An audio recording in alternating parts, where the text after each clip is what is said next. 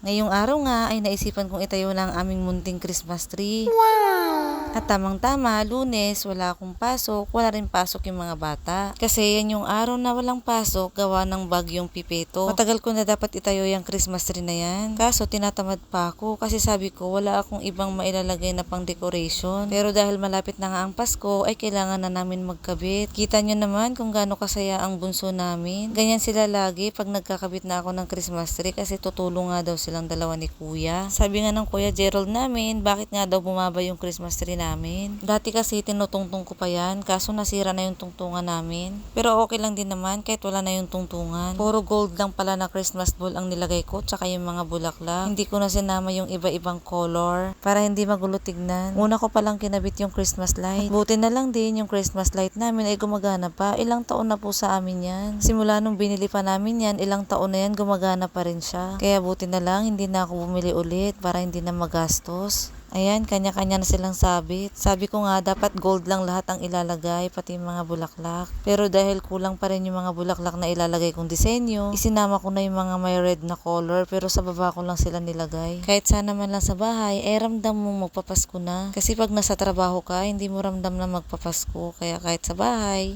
iparamdam mo, lalo na sa mga bata. Dahil ilang araw na nga ay Pasko na. Ganyan ang mga bata, excited pag palapit na magpasko. Maya't-maya na ang tanong kung ilang araw na nga lang daw bago magpasko. Konti na lang matatapos na namin. At salamat sa mga anak ko dahil tinulungan nila ako magsabit. Hanggang dito na lang po. Huwag kalimutang i-like at i-share ang aming videos. Thank you. God bless.